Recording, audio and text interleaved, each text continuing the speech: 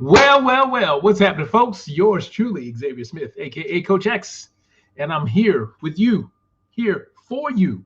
We're live, and welcome to the Coach X Show. We're live and in action, and let me just get rid of this bad boy. There it is. So, what we're getting ready to do tonight is something a little different. I was inspired by a few people that I met earlier today, and so I'm taking inspired action. And so this one is all about you. So if you want to ask me questions, I'll have some power questions for you in return. So let's go.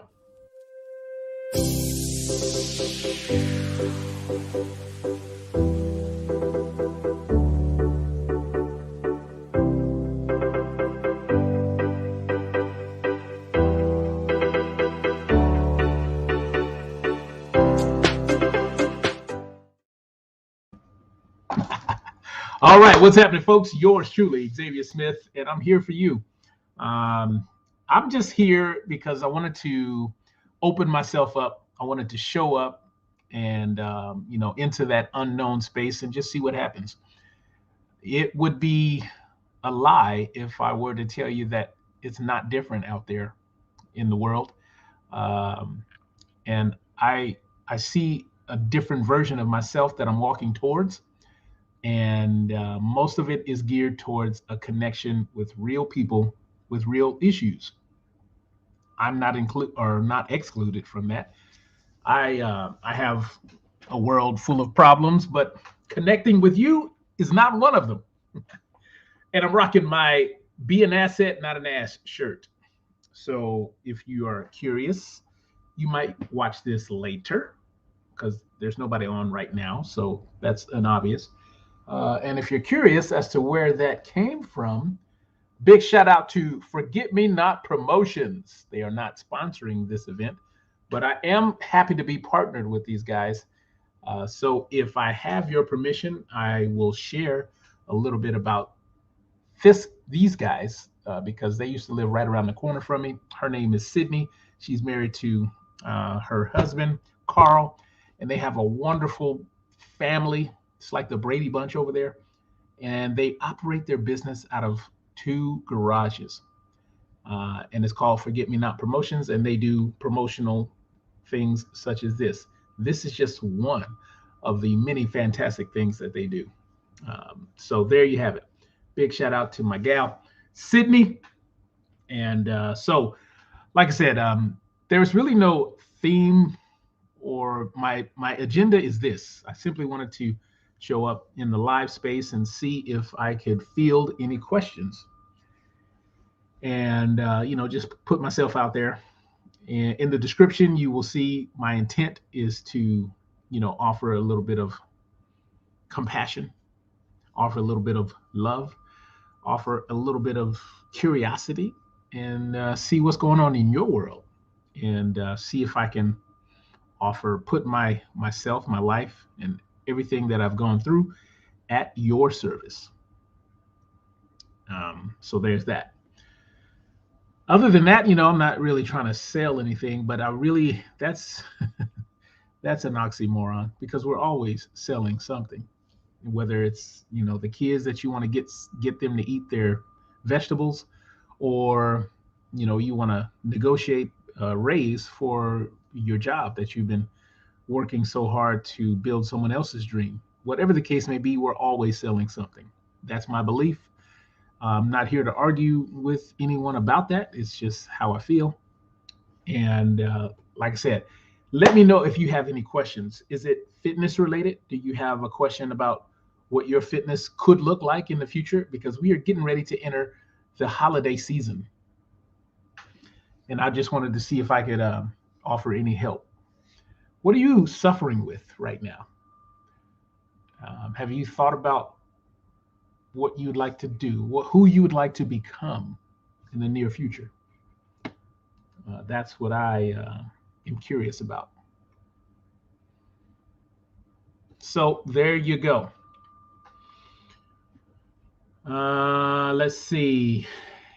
I'm gonna write some things while I wait on people to show up.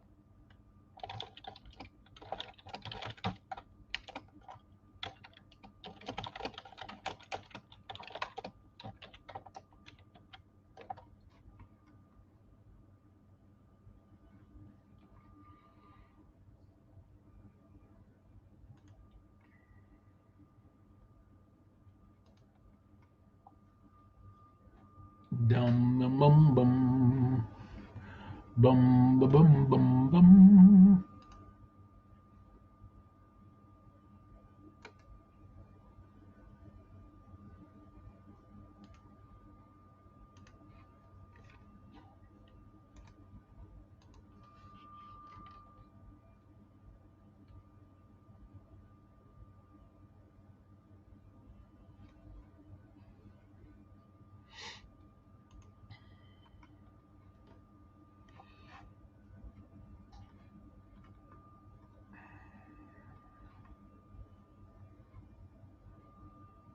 Okay.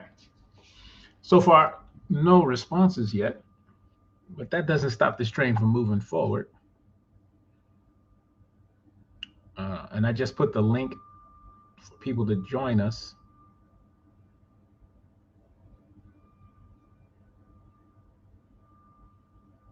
Courtney.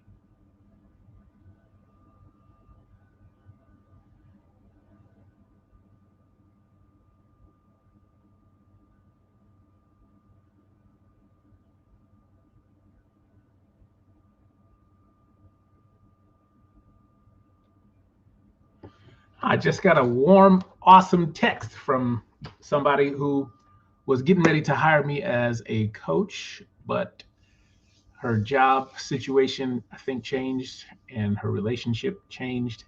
And so we were not able to get together, but she is still watching. That's awesome. She says, "Hey, coach, just wanted to say I'm seeing and enjoying your videos on TikTok. Keep being great." Well, that is just special.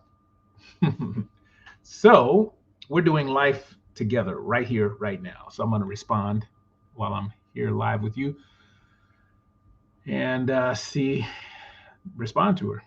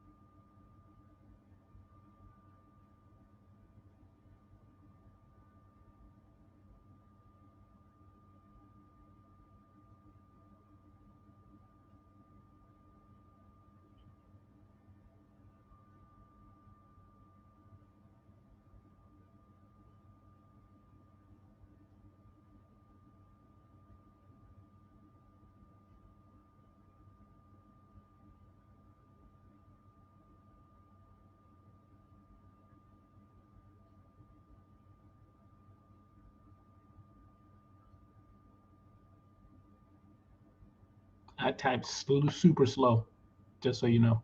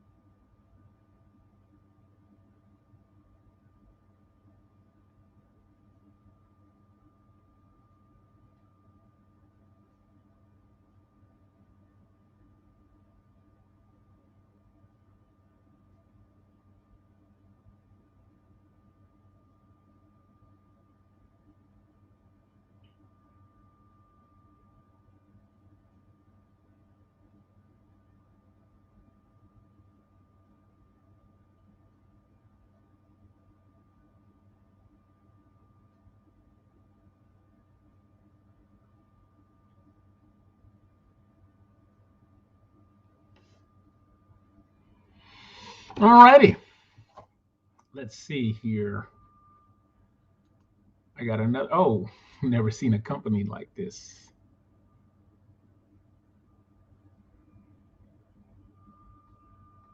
Let's see.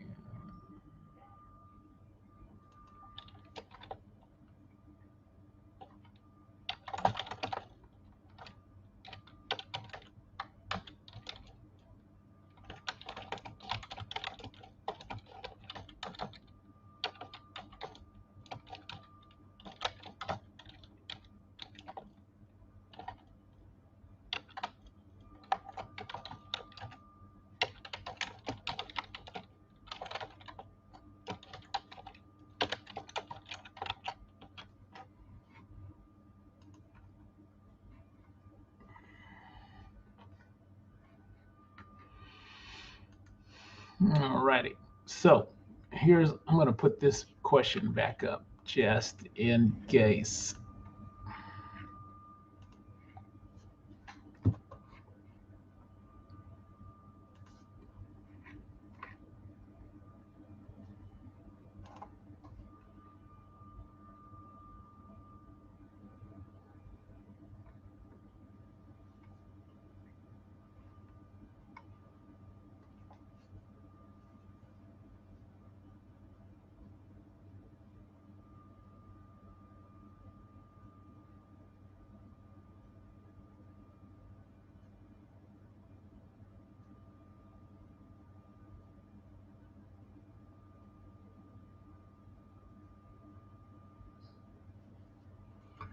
I am here for you folks. Send me some questions or share this with somebody that you care about.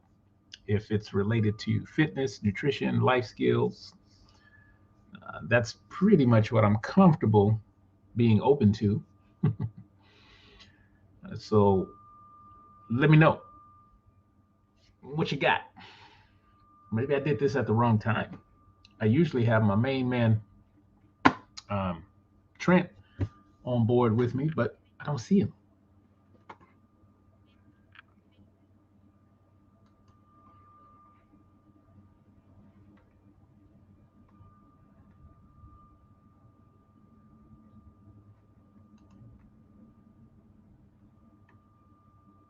Oh boy.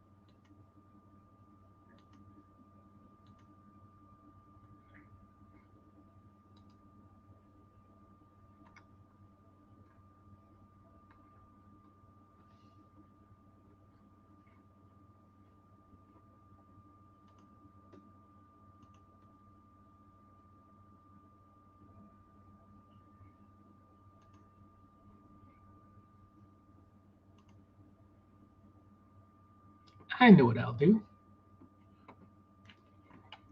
I'm going to YouTube.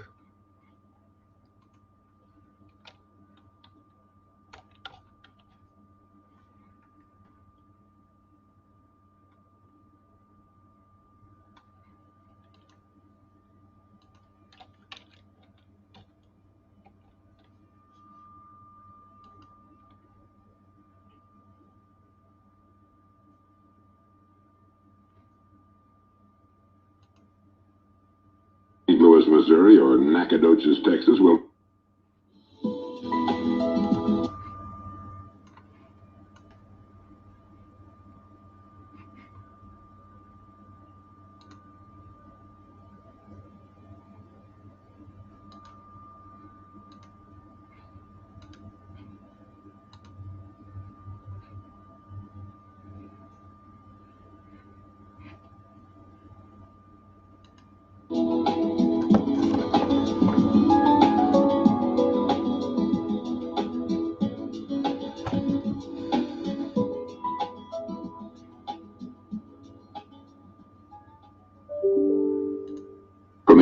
writings of man, we know that the human race has been comprised of the haves and the have-nots. When I was a kid back during the Great Depression, I was obsessed with a desire to know what invisible something separated the haves from the have-nots, being a have-not. I wanted to know why so few managed to be well off financially in a country where success is available to everyone. For example, in checking the statistical abstract of the United States published by the Bureau of the Census, I discovered, just lately, that only 10% of the men in this country, 65 years of age and older, have incomes of $6,000 or more a year. More than 80% of all men 65 or older have incomes under $4,000 a year. Only 7.6% have incomes between $7,000 and $10,000 a year, and only 3.7% have incomes of $10,000 a year or more. A man starts his working career in his 20s, often earlier. He's fortunate in that he lives in the free world. He has better than 40 years to make the grade financially in the richest country on earth. Yet, according to the statistics, only about 10 out of 100 will be financially secure by the time 65 rolls around, and only about 4 men out of 100 will be financially comfortable. Now, why? Well, let me tell you how to find out for yourself. Conduct your own survey. Start down the street in your neighborhood on any Saturday or Sunday and ask the man of every house 2 questions. The first question is, what are you doing at the present time to increase your income now? That is, how much do you want to earn? And when you've evaluated the blank stare you get in response to that question, ask question number 2, which goes, how much money are you planning to be worth at age 65? And when the silence becomes too unnerving, thank him and move on to the next house. Ask 50 men, 100, 1,000, until you're completely convinced that the reason men don't make more money during their working lives, and the reason men aren't financially independent by the time they're 65, is simply that they seldom, if ever, do any constructive thinking on either subject. It's that simple, unfortunately. The reason it's so easy to earn far more money than the average man earns in this country is that so very few, are going about it the right way. This is a race without enough contestants to bother about. The few who are really in the race can all be winners. Some will finish ahead of the others, but even the man who finishes last in this race will be financially secure. Most people, more than 90%, aren't even in the race. To prove it, ask yourself the 2 survey questions. Up until the time you started listening to this message, what were your plans for increasing your income? How much do you want to earn? And how much money had you decided to be worth by the time you're 65?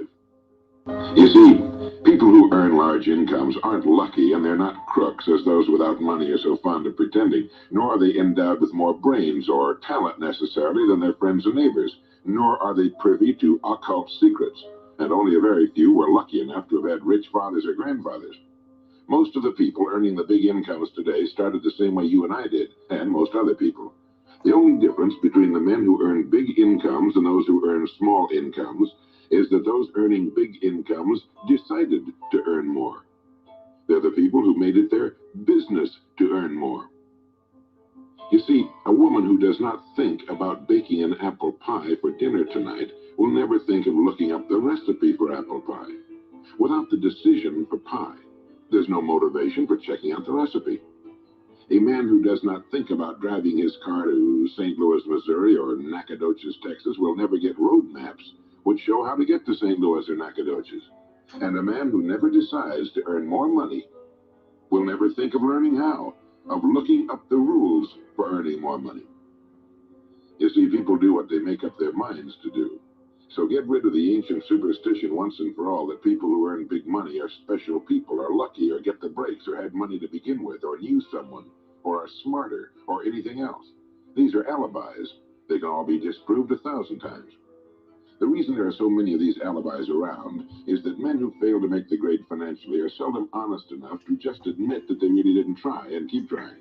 So in order to justify their failure, in order to remain seated, they dream up and pass along these old alibis. We're all self-made, but only the successful will admit it. I once had occasion to visit Charleston, South Carolina. I'd never been there before, so I hired a taxi to drive me around the historic old town. I particularly wanted to see the battery where that famous shot was fired on Fort Sumter. Along this beautiful drive, some of Charleston's oldest and finest homes look out over the bay. I commented to my cab driver on what lovely homes they were, and he said, yes, some of those homes have 40 rooms. And then he thought a moment, and he said, and every one of them is owned by a crook. This is how the have-nots justify themselves and their lot in life. I didn't say anything because I didn't feel I was entitled to advise him or try to straighten out his thinking. This is a free country where as long as he doesn't hurt others, everyone has the unalienable right to be just as wrong as he wants to be. As Thomas R. Lounsbury, the American scholar and educator, put it, we must view with profound respect the infinite capacity of the human mind to resist the inroads of useful knowledge. My taxi driver and men and women like him all over the world have been kidding themselves and holding themselves down and refusing the bounty and abundance of the world for centuries. Knowledge is available to everyone. We can either listen to those qualified to teach us, or we can go along with those ancient stumbling blocks we get from people who don't know any more than we do. The truth, incidentally, about those homes along that beautiful drive is that they were built by the men and women who made the largest contribution to the city of Charleston. In just a moment, I'm going to give you the formula for getting rich, but before I do, I want to remind you of something. Before a jet pilot begins his takeoff from an airport, he carefully goes over a checklist, item by item. He does this not only because it's required by law, but because he cannot afford to trust so important a job to his memory alone. He has another checklist that he goes over just as carefully before he begins his letdown at his destination. He does this without fail every time he takes off and every time he lands.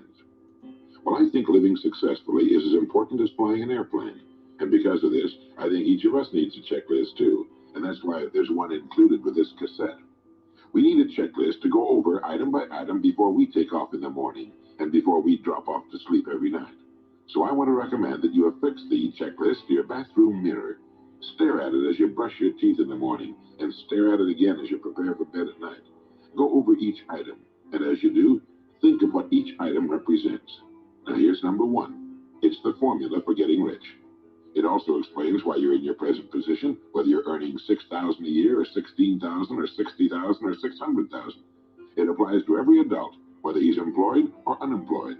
It applies to the richest man and to the poorest, and every person in between. And here it is. Our rewards in life will always be in exact proportion to our contribution, our service. Now that's what the formula means as the first item on your checklist. Memorize it. Our rewards in life will always be in exact proportion to our contribution, our service.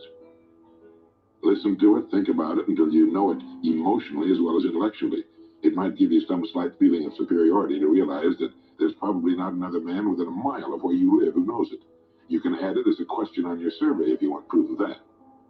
If you want it in another form, here it is as it applies to a man's job. It's the same thing really, the same thing applies, but you can express it differently.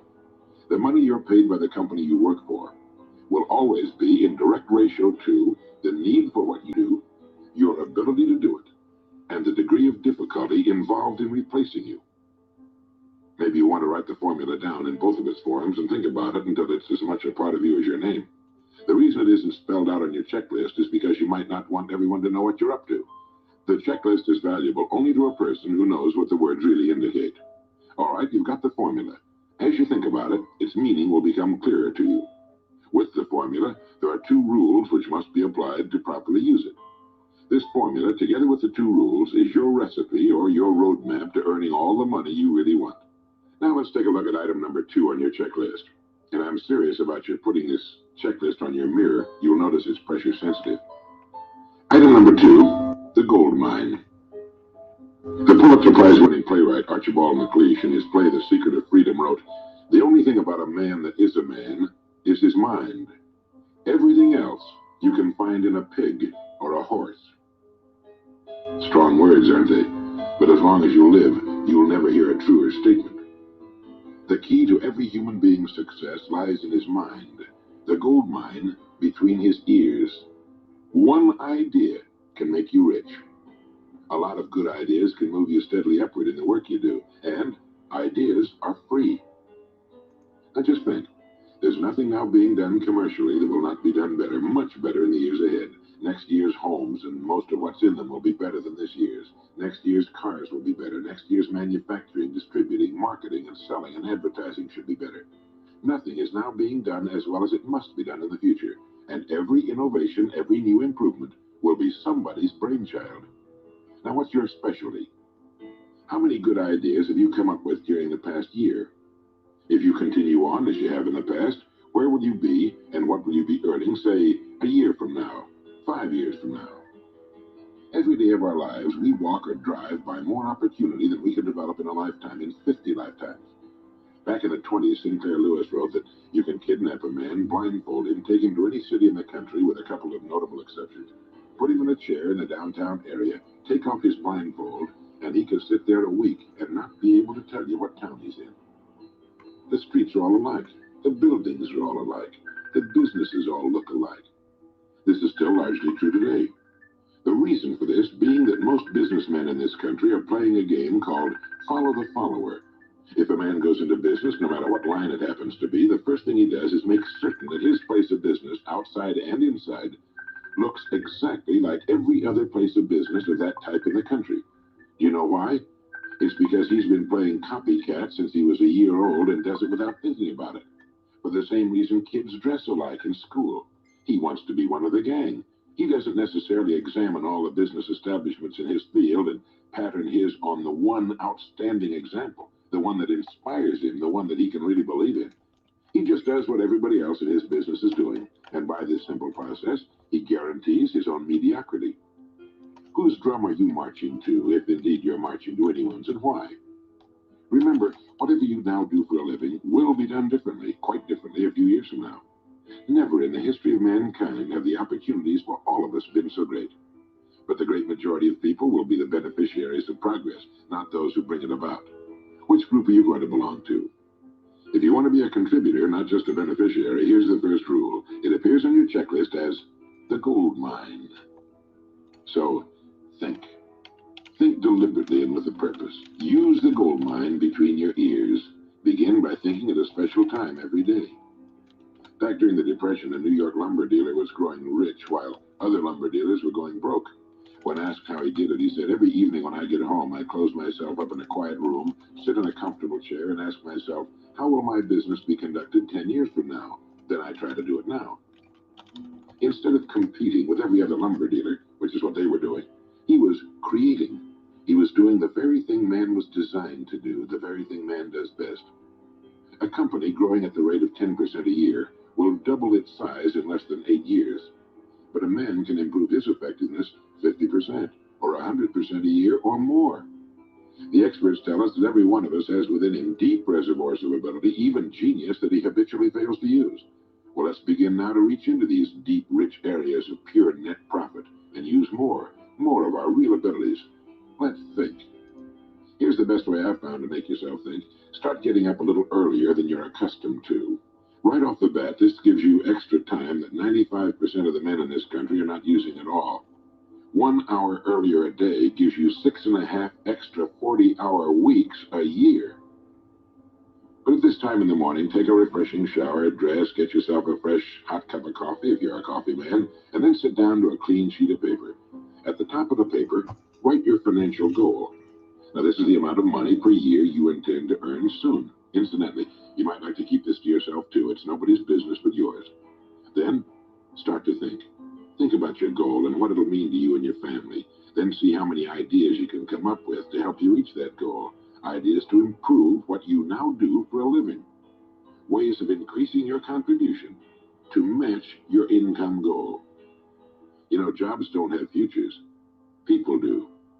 No matter what line of work you may be in, there is within it more than enough opportunity to last a lifetime. You don't have to think of brand new ideas or revolutionary new ways of doing things, although you well might come up with some. Think of ways of improving what is now being done. If you are to increase your income by the amount you specified, you must find ways of increasing your contribution, your service. And the key to this is to be found in your mind, in that gold mine between your ears. Try for 5 ideas every morning and write them down, and save those sheets of paper in a special idea file. Many, perhaps most of your ideas will be worthless, but some of them will be very good. A few will be excellent, and every once in a while you will come up with something really outstanding. You see, 5 ideas a day is 25 a week if you don't think on weekends. Now that's more than 1,000 ideas a year.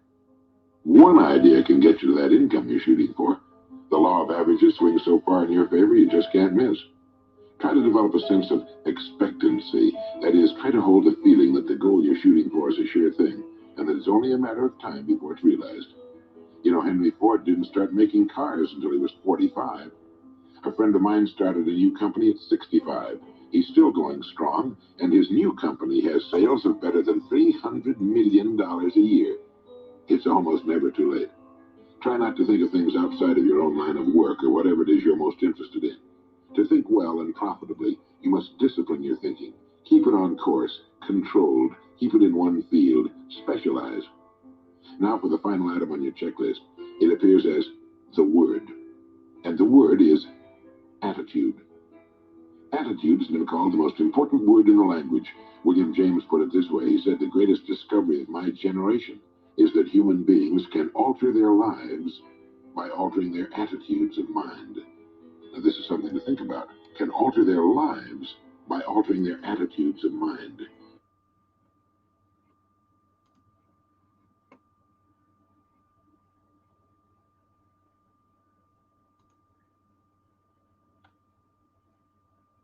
Altering your lives by altering your attitudes of life. Huh. Something to think about. Maybe I'll come on again tomorrow and see if there's anybody else that has questions or perhaps wants to learn a little bit more about the teachings of Earl Nightingale. Until then, be excellent on purpose. I'm out.